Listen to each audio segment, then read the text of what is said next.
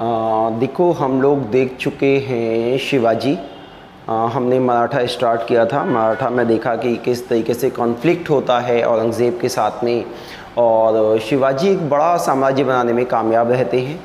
और आज हम उसी को आगे कंटिन्यू करेंगे। हमने देख लिया था शिवाजी ने किस तरीके से एक महाराष्ट्र में एक काफ़ी बड़ा साम्राज्य बनाया, और उनकी एक अष्टप्रधान थी। हमने मतलब उनका एडमिनिस्ट्रेशन ऑफ शिवाजी देख लिया है, जिसमें हमने उनका अष्टप्रधान को देखा, उनकी मिनिस्टर्स ऑफ काउंसिल देखी, हमने उनकी लैंड रेवेन्यू सिस्टम देखा।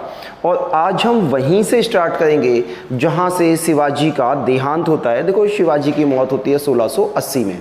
1680 में जहाँ से शिवाजी की मौत हुई, फिर उनके उत्तराधिकारी कौन कौन से आए और किस तरीके से पेशवाओं ने शासन को डेवलप किया और वहाँ से कैसे अंग्रेजों ने कैप्चर किया है, वो सारी की सारी चीज़ें हम यहाँ पे देखने वाले हैं। तो आज आगे चलेंगे शिवाजी से आगे, ठीक है। देखो पानीपत तक आज हमें देखना है। ये 3 पेशवा प्रमुख हैं, ठीक है, और यहीं पे हो जाएगा बैटल ऑफ पानीपत। उसके बाद हम देखेंगे कि मराठा कन्फेडरेसी बनेगी, मराठा परिसंघ बनेगा। लेकिन उससे पहले हम ये सेक्शन समझना होगा कि शिवाजी के बाद मराठा साम्राज्य में क्या क्या घटित होता है। तो देखो हमें इसमें करना क्या है।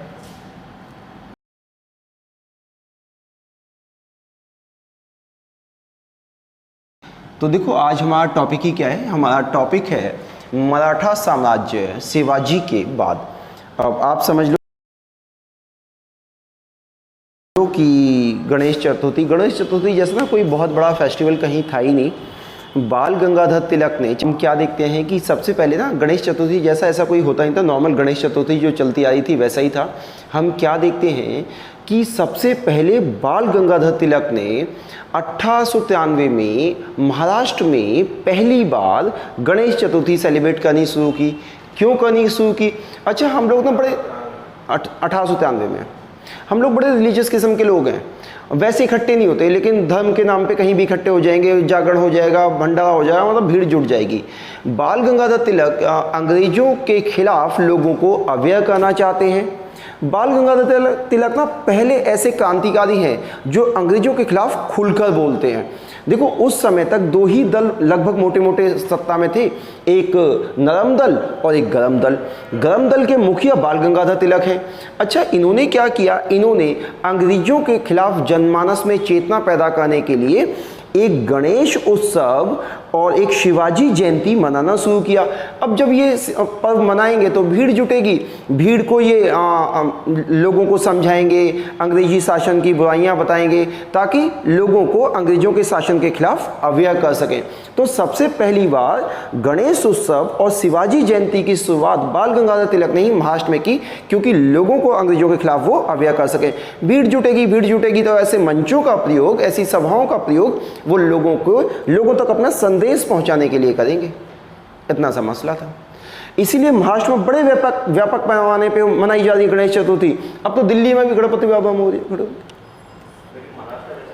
महाराष्ट्र में बहुत अच्छा, महाराष्ट्र में लगभग इस बात को 110-115 साल हो गए, हर साल फेस्टिवल मनाया जा रहा है, अब तो दिल्ली में भी गलियों गलियों में गणेश जी की पालकी लेके सवारी निकाल रहे हैं, लेकिन वहां लेवल थोड़ा सा अप है। इतना ही है बस, ठीक है। देखो पढ़ना क्या है हमें, मराठा एम्पायर में देखो शिवाजी की डेथ कब होती है। शिवाजी की डेथ होती है 1680 में। इसके बाद देखो क्या हुआ। शिवाजी के इस समय 2 बेटे हैं।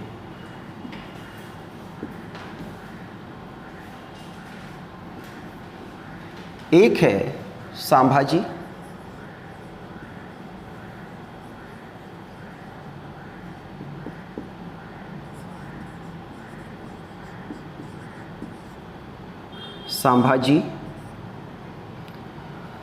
और दूसरा है राजाराम।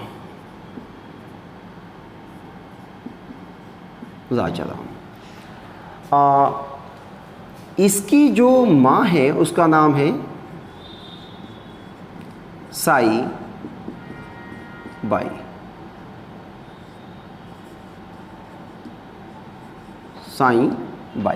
साई बाई शिवाजी की पहली पत्नी भी है, तो लीगली तौर से बंदा कौन हो गया, ये हो गया।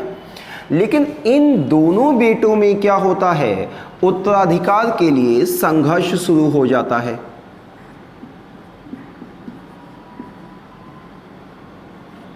इन दोनों बेटों में क्या हो गया, उत्तराधिकार के लिए संघर्ष शुरू हो जाता है, और उस संघर्ष में शिवाजी कामयाब रहता है। एक इसका मिनिस्टर है, बहुत अच्छा मिनिस्टर है, कवि कलश। इसके गाइडेंस में, निर्देशन में ये क्या कामयाब हो जाता है,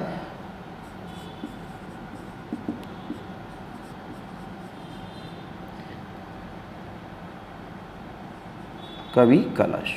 ठीक है, अब देखो इसका ड्यूरेशन कितना है। शिवाजी की मौत हुई 1680 में,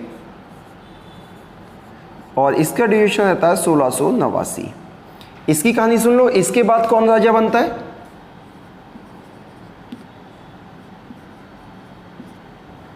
अब देखो इसके समय पे क्या होगा। संभाजी राजा बन जाते हैं। संभाजी राजा बन गए, उसी समय औरंगजेब का एक बेटा है। देखो औरंगजेब की मौत कब हुई है समझ लो,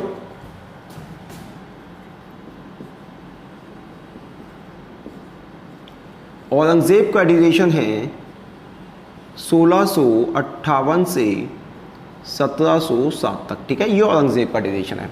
अब होता क्या है कि 1685-86 की ही बात है, औरंगजेब का एक बेटा है अकबर। ये अकबर वो अकबर नहीं है, ये सिंपल इसका बेटा है, अकबर इसका बेटा है। अकबर विद्रोह कर देता है और वो छिपने के लिए यहाँ तक पहुँच जाता है। संभाजी को लगता है कि औरंगजेब को अकबर को मदद कर देंगे तो औरंगजेब के दरबार में फूट पड़ जाएगी, और इनको ये दिमाग में ये भी है कि औरंगजेब के बाद बनना अकबर को ही है, तो मुगलों से क्या हो जाएगी, बहुत अच्छी बातचीत हो जाएगी, हमारा साम्राज्य निश्चिंत हो जाएगा। ये सब देखते हुए वो अकबर को आश्रय दे देते हैं। अकबर को आश्रय देते हैं कौन, शिवाजी। अब होता क्या है कि 1689 में औरंगजेब अकबर का पीछा करते हुए राजधानी तक पहुंच जाता है। ठीक है, राजधानी तक पहुंच जाता है, और संगमेश्वर के पास में, संगमेश्वर महाराष्ट्र में एक जगह है जहां पे औरंगजेब इसका पीछा करते हुए संभाजी को उनके मंत्री कवि कलश के साथ गिरफ्तार कर लेता है, पकड़ लेता है। संभाजी और कवि कलश संगमेश्वर से पकड़ लिए जाते हैं विद अकबर।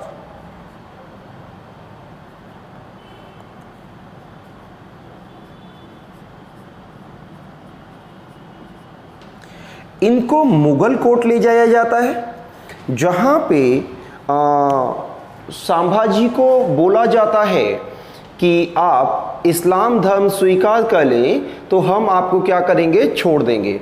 अच्छा, इन मुगलों का सिंगल लाइन एजेंडा चलता है कि जो भी इस्लाम स्वीकार करेगा तो हम क्या करेंगे, उसको माफ़ कर देंगे। ठीक है, औरंगजेब ने संभाजी दरबार में, संभाजी मतलब 50-60 किलो की बीड़ियों से जकड़े हुए दरबार में खड़े हैं, मुगल बादशाह औरंगजेब का दरबार लगा हुआ है। संभाजी को बोला जाता है कि आपको 2 काम करने हैं। पहला काम ये करना है कि इस्लाम धर्म को स्वीकार कर लेना है, दूसरा ये कि अपनी बेटी से या अपने परिवार में से ही आपको वैवाहिक संबंध बनाने होंगे मुगल बादशाह के साथ में। संभाजी मतलब एकदम शिवाजी के बेटे हैं, कोई मजाक थोड़ी है। संभाजी शिवाजी के सामने ये प्रस्ताव रखते हैं कि अगर तुमने अपनी बेटी की शादी मेरे साथ नहीं की तो आपके लिए ठीक नहीं होगा। चलो यहाँ तक तो सारे दरबारी हंस रहे, कर क्या लेगा। उसके बाद संभाजी ने भरे मुगल दरबार में पैगंबर मोहम्मद साहब को अपशब्द कहने लगे, और वहीं पे संभाजी का कत्ल कर दिया जाता है। इस तरीके से होता क्या है कि संभाजी का दरबार में ही कत्ल हो जाता है। ठीक, यहाँ तक हो गया काम। अब देखो क्या होता है, और कत्ल कब हो गया, 1689 में। इनके बाद में मराठा साम्राज्य में जो तीसरा बंदा देखो, पहला तो शिवाजी हो गए, पहला संभाजी को मान लेते हैं, तो दूसरा बंदा कौन बना? राजा राम। ठीक है, अब बन गए हैं राजा राम। तो राजा राम की कहानी सुन लो। इसको किसने कत्ल करा दिया? औरंगजेब ने कत्ल करा दिया, राजा राम बन गया। राजा राम इनकी दूसरी वाइफ का बेटा है, और मतलब ऐसे ढुलमुल टाइप का है, बहुत एक्टिव नहीं है। इसकी एक वाइफ है, पत्नी है ताराबाई। ताराबाई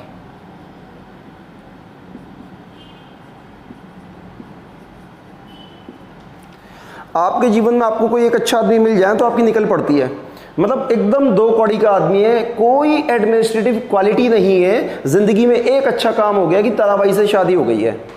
समझ पा रहे हो? मतलब आपके जीवन में ऐसा कोई मिल जाए तो आपकी निकल पड़ती है। फिर इसकी निकल पड़ी, इसको पता ही नहीं बाबले को। अब ना एक ना एग्जाम्पल समझ लो, अटल बिहारी वाजपेयी देश के प्राइम मिनिस्टर बने ना, तो उसमें सबसे बड़ा कंट्रीब्यूशन जो मुझे लगता है ना, लाल कृष्ण आडवाणी का। उन्होंने 2 बार रथ यात्रा निकाली, एक बार तमिलनाडु से, एक बार गुजरात से, पूरे देश में रथ यात्रा निकाल के एकदम माहौल बना दिया। यानी कि अटल बिहारी वाजपेयी के पीछे एक बहुत बड़ा रोल किसने? लाल कृष्ण आडवाणी ने प्ले किया, मतलब उसको सत्ता तक लेके गए। और लगभग वही कुछ ताराबाई यहाँ पे राजा राम के लिए करती हुई दिखाई दे रही है। होता यह है कि ढुलमुल टाइप का है। इसी दौरान इस वर्ष में एक घटना होती है। घटना क्या होती है? देखो इनकी राजधानियां क्या क्या हैं। इनकी पहली राजधानी थी रायगढ़,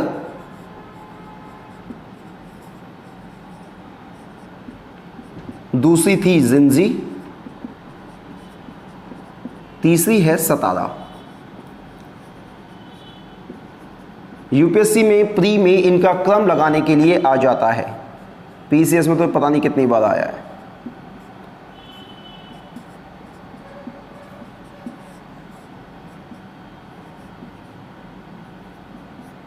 सतारा।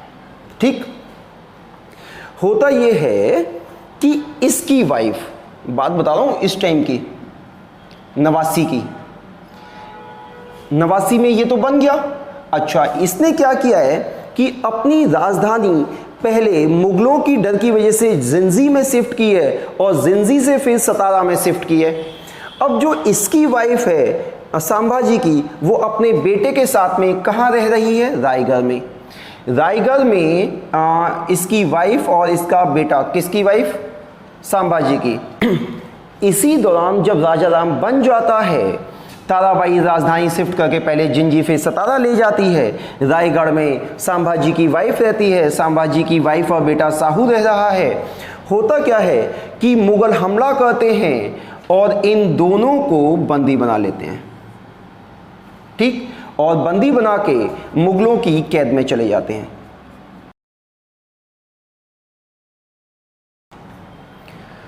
इन दोनों को मुगलों की कैद में डाल दिया, चलो ये भी ठीक है।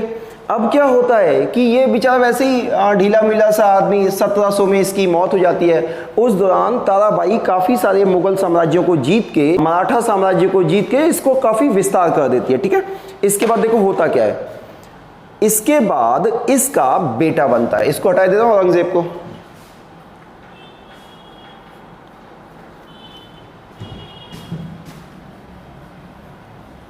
देखो इसके बाद क्या हुआ, इसकी मौत हो जाती है। फिर राजा राम का बेटा है जिसका नाम है शिवाजी सेकंड।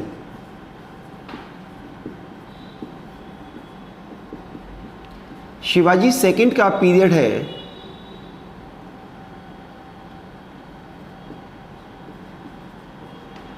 1700 से लेके 1707। संरक्षिका कौन है? ताराबाई।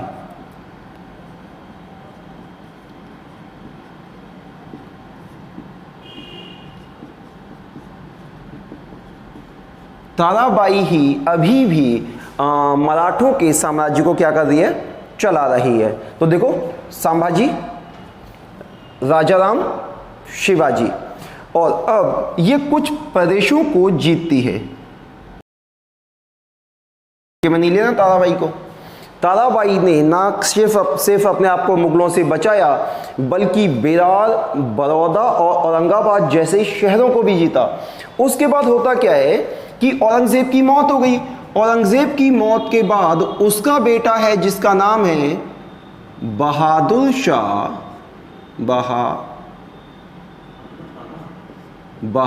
शाह प्रथम। इसका ड्यूरेशन है 1707 से 1712। औरंगजेब के बाद कौन बना?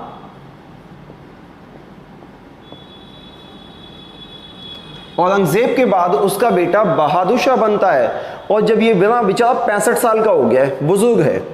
अच्छा, ये बंदा कॉन्स्पिरेसी करता है। इसकी कैद में कौन पड़ा अभी तक? औरंगजेब की कैद में थे ना ये दोनों। अब बादशाह बन गया बहादुर शाह। ताराबाई ने किया हुआ परेशान है, काफी बड़ा साम्राज्य बना लिया है। ये और इसके दरबारी मिलके कॉन्स्पिरेसी करते हैं, बोलते हैं इनको कैद में से निकाल दो। कैद में से निकालोगे तो ये जाके हिस्सा मांगेगा, ताराबाई देगी नहीं, आपस में लड़ेंगे और मराठों को हमें कुछ करना नहीं पड़ेगा, मराठे हो जाएंगे अपने आप खत्म। ठीक, ये क्या कहता है बहादुर शाह? अब साहू हो गया रिहा, साहू अपना हिस्सा मांगेगा।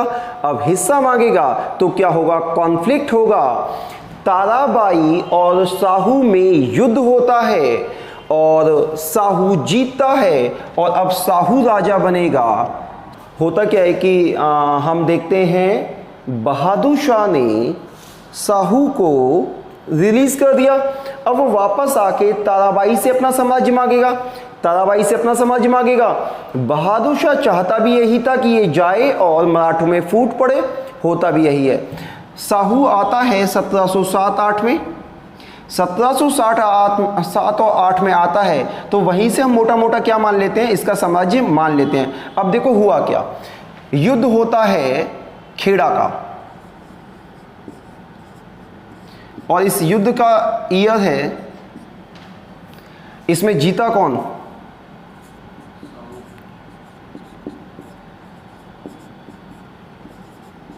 जीतता है साहू।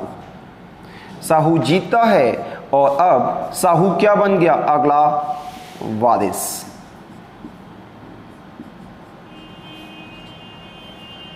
ठीक, तो अब हमें पढ़ना क्या है? अब हमें पढ़ना है साहू। आपको खेड़ा का युद्ध पता होना चाहिए। खेड़ा हुआ है ताराबाई और साहू के बीच में। खेड़ा इंपॉर्टेंट है, खेड़ा पूछ लेता है। तो अब हमें क्या देखना है? अब हमें देखना है साहू। तो कितने राजा बने शिवाजी के बाद पता चल गया। अब होता क्या है कि साहू के बाद पेशवा इंपॉर्टेंट हो जाते हैं। इसके बाद होता क्या है कि पेशवा बालाजी विश्वनाथ ने इसकी बहुत मदद की है, ठीक है, साहू की जीतने में। तो अब बालाजी को पेशवा बना दिया जाता है और बालाजी विश्वनाथ क्या करते हैं कि सारी सत्ता अपने हाथ में ले लेते हैं, साहू को महलों तक सीमित कर देते हैं। तो अब यहां से क्या शुरू हो जाएगा? पेशवाओं का दौर। तो अब हम देखेंगे पेशवा, ठीक है। साहू अब हमें देखना है 1707 से 1749 तक। साहू के टाइम पे 3 पेशवा हुए हैं। पेशवा होता है प्रधानमंत्री,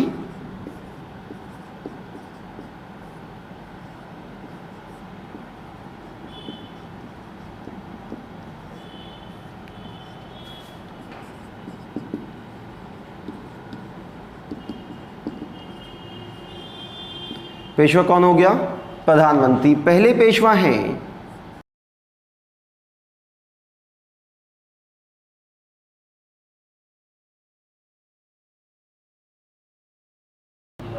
इसके नाम पे बनी थी बाजीराव।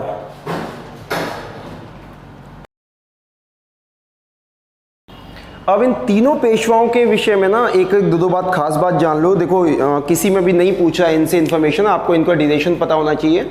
एसएससी में तो कतई नहीं, यूपीएससी में इनका ऑर्डर लगाने को आ जाएगा, बस इतना ही। बालाजी विश्वनाथ वो हैं जिन्होंने साहू को महलों तक कैद कर दिया और सारी मराठा सत्ता का उपभोग अपने लिए कर रहे हैं और यहीं से प्रधानमंत्री मराठों में फेमस हो जाते हैं। इन्होंने 8 वर्ष में मराठा साम्राज्य को बहुत मजबूती से स्थापित किया है। इससे अलावा प्रश्न नहीं आते हैं। इसके बाद फिर इनका बेटा है बाजीराव, इससे प्रश्न आते हैं। इससे तो ऐसे समझो कि मुगल बादशाह इतने डरते हैं कि जब भी ये दिल्ली की तरफ अभियान कर लेना वो दिल्ली छोड़ के भाग जाते हैं। देख लो। और इसके समय पे मैक्सिमम समय मुगल बादशाह रहा है मोहम्मद शाह रंगीला। मोहम्मद शाह रंगीला का जो ड्यूरेशन था मुगल बादशाह, देखो इसके समय पे कौन है, मोहम्मद शाह रंगीला। मोहम्मद शाह रंगीला का ड्यूरेशन, हाँ इसका नाम ही रख दिया था, क्या करें, इतना है ही बढ़िया आदमी है।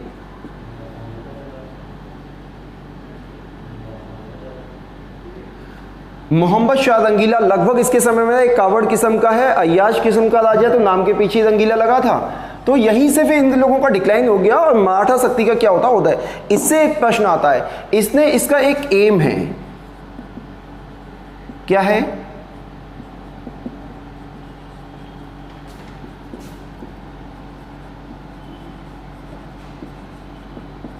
हिंदू पातशाही।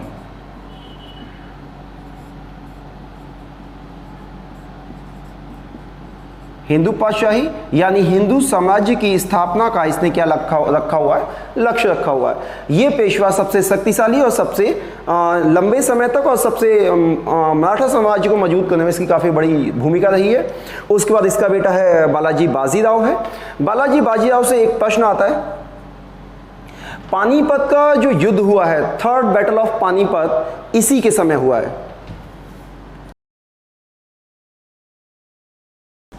पानीपत का तीसरा युद्ध किस किस के बीच में हुआ, मराठा और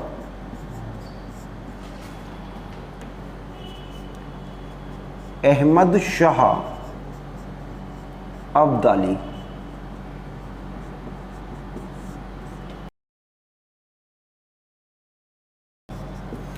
मराठा और अहमद शाह अब्दाली ने अफगानिस्तान से नादिर शाह को हटाया है। उसके बाद अहमद शाह अब्दाली आया है और 1761 में वॉर होता है।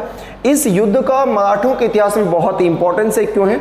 क्योंकि इसके बाद कहीं ना कहीं मराठा शक्ति कमजोर हो जाती है और एक फेडरेशन में चेंज हो जाती है, अलग अलग जगहों पे अलग अलग मराठा शक्तियां आ जाती हैं। तो मोटा मोटा हम यहाँ तक मराठों की एक जो कंबाइंड स्थिति है उसको देख सकते हैं। इसके बाद देखो, सिंधिया ने अलग साम्राज्य बना लिया, होलकर ने अलग साम्राज्य बना लिया। इस तरीके से पूरे भारत में मराठाओं की अलग फेडरेशन सी बन जाती है।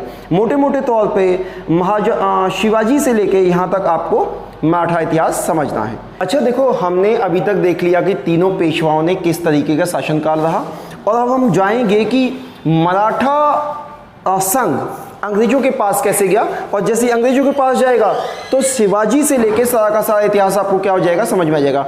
हमने शिवाजी देख लिए, हमने पेशवा देख लिए, हमने प्री पेशवा देखे, अब हम देखेंगे लेटर पेशवा, और लेटर पेशवाओं से अंग्रेजों ने साम्राज्य को कैसे हथियाया, वो कौन से एग्लो मराठा वॉर थे जिनसे मराठा साम्राज्य का पतन हो गया। तो देखो, Balaji Bajirao was the last famous Peshwa of Marathas.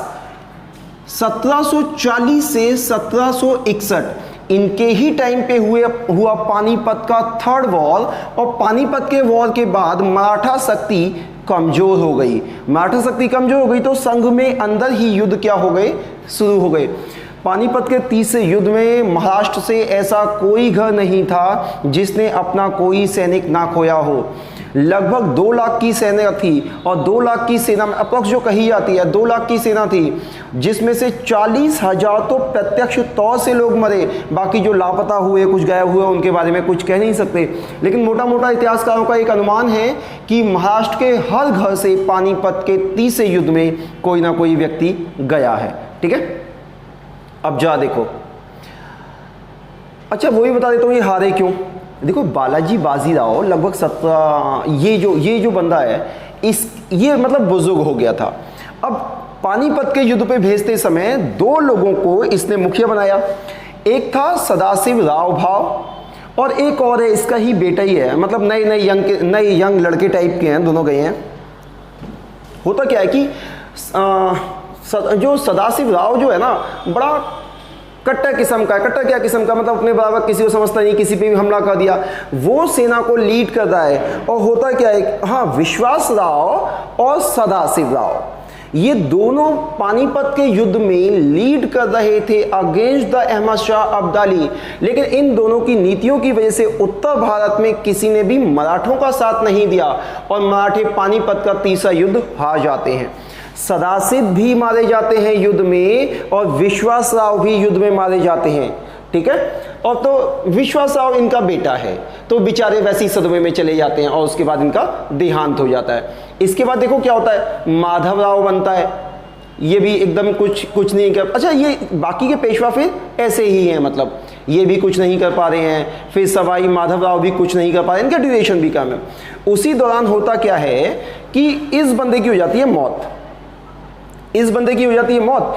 इसके बाद इसका ही ये भाई है, चचेरा भाई टाइप का, ये क्या कहता है, ये पेशवा बनने के लिए अंग्रेजों से संधि कर लेता है, अंग्रेजों से मदद मांगता है और ये क्या बन जाता है, पेशवा। तो पहली बार हम देखते हैं कि घर से बाहर का व्यक्ति क्या बन रहा है, पेशवा बन जाता है। और ये एक बहुत कावर्ड किस्म का व्यक्ति है। अच्छा, इसने मराठों अंग्रेजों से संधि तो कर ली है, लेकिन धीरे धीरे अंग्रेजों ने इस पर दबाव बनाना शुरू कर दिया है। और बेसिकली अंग्रेज कहते थे सब्सिडी अलायंस। तो हम क्या देखते हैं कि बाजीराव ने अंग्रेजों से संधि कर ली है और एक सब्सिडी अलायंस के टाइप का। सब्सिडी अलायंस में क्या होता है कि बाजीराव जहां भी रहेगा, सतारा में जहां इसकी राजधानी है, अंग्रेज रेजिडेंस रहेगा और अंग्रेज सारी चीजें ऑब्जर्व करने लगेगा, इवन इसकी एक्टिविटीज को भी नियंत्रित करने लगेगा। तो अब इसको दिक्कत होने लगी। अब जब इसको दिक्कत होने लगी तो क्या होंगे, अंगल मराठा युद्ध होंगे, ठीक है। अब क्या होंगे, अंगल मराठा युद्ध होंगे। अंगल मराठा युद्ध पहले से ही हम देखते हैं कि शुरू हो रहे हैं, लेकिन इसके टाइम तक आते आते कंडीशन और स्पष्ट हो गई। क्यों? क्योंकि सबसे पहले गया तो यही था, अब ये बात नहीं मानेगा ना अंग्रेजों की, तो युद्ध शुरू हो जाएंगे। अब देखो जरा क्या होता है। पहला अंगल मराठा युद्ध होता है 1575 से 1582 तक। देखो इस समय पेशवा कौन है, पेशवा तो यही है, सबसे पहले अंग्रेजों के पास गया भी यही है, अंग्रेजों ने रेजिडेंस रखा हुआ है, सब्सिडी अलायंस की हुई है, कंट्रोल करना चाहते हैं। अब ये कंट्रोल से बाहर जा रहा है तो चला कैसे जाएगा। अब कई साल इनके बीच में युद्ध होता है, 5 और 2 7 साल, लगभग 7 वर्ष। अच्छा, मराठे बहुत फैले हुए हैं, बड़ा संघ है, अंग्रेज नियंत्रण नहीं कर पा रहे हैं। तो होता क्या है कि 7 वर्ष के युद्ध के बाद सालबाई की संधि होती है, जो आपसे पूछी जाती है। मराठों के साथ जो पहली संधि हुई प्रथम युद्ध में, वो सालबाई की संधि है और संधि करने वाले व्यक्ति का नाम पूछा जाता है Warren Hasting. Warren Hasting Bharat के क्या, बंगाल के पहले गवर्नर जनरल भी हैं। तो वारेन हेस्टिंग संधि करते हैं, इनका नाम पूछा जाता है। कौन सी संधि होती है वो पूछा जाता है, युद्ध कब तक चला, ठीक है। अच्छा, कंपनी है, कंपनी की स्ट्रेटेजी है कि एक के बाद एक कुछ समय तक आराम करेंगे, उसके बाद फिर से हम वॉर के लिए जाएंगे और उन सारी एरिया को कैप्चर करेंगे जो उनके नियंत्रण में नहीं है। मराठों को ऐसा लगता है कि मामला सेटल हो गया, मामला तो कहीं सेटल नहीं हुआ। अब देखो क्या होता है, फिर अंग्रेज सेकेंड वॉर स्टार्ट कर देते हैं। कब? 1803 से 1805, 2 साल चला। इसमें भी क्या कमजोर तो है लेकिन पूरी तरीके से खत्म नहीं हो पा रहे हैं। तो बेसिन की संधि होती है और जॉर्ज बालो इस समय कंपनी का प्रमुख है। ये युद्ध ये बहुत ज़्यादा नहीं पूछा जा रहा है, ये बहुत ज़्यादा पूछा जा रहा है और फिर जिससे ये लोग ख़त्म होते हैं। तो थर्ड वाला बहुत इंपॉर्टेंट है, जिसके बाद मराठे समाप्त होते हैं और मराठों के सारे अधिकार अंग्रेजों के पास चले जाते हैं। अब देखो यहाँ तक आते आते मराठों को पता चल चुका था कि हमें संघ बना के इकट्ठे अंग्रेजों से लड़ाई करनी है। अगर हम अलग अलग लड़ेंगे तो अंग्रेजों के हाथों हमारी हार निश्चित है। अब मराठा संघ यानी कि मराठा फेडरेशन वॉर करेगा अगेंस्ट द ब्रिटिश कंपनी और ट्रीटी होती है मंदसौर की। देखो इसमें होलकर, सिंधिया और गायकवाड़, ये सारे के सारे लोग हैं। ये 3 बड़े फेमस थे, बाकी 5-6 इनमें और थे। तो सारे के सारे मंदसौर की संधि करते हैं। Lord Hasting was the governor general और मराठे पूरे तरीके से सरेंडर कर देते हैं 1817 और 18 में। तो ध्यान रखना, अंग्रेजों ने मुगल बादशाहों से भारत को नहीं जीता, किससे जीता? मराठों से। तो शिवाजी के साथ जो साम्राज्य मराठा साम्राज्य शुरू हुआ था वो मंदसौर की संधि के साथ में लॉर्ड हेस्टिंग द्वारा समाप्त कर दिया जाता है। मराठों में इसके बाहर से आपको कभी भी कोई इंफॉर्मेशन नहीं आएगी और ये फाइनल है। इतना पढ़ लोगे मोर देन सफिशिएंट है, इतना ही मराठों में पढ़ना है, ज़्यादा पढ़ना ही नहीं है। हाँ, अपने ज्ञानवर्धन के लिए आप कोई भी एनसीईआरटी लो या कोई भी किसी ऑथेंटिक राइटर की बुक उठा के एक बार पूरी रीडिंग कर दो, लेकिन प्रश्न इतने ही बनेंगे जितने आपको कर दिए हैं। और आज के लिए इतना ही।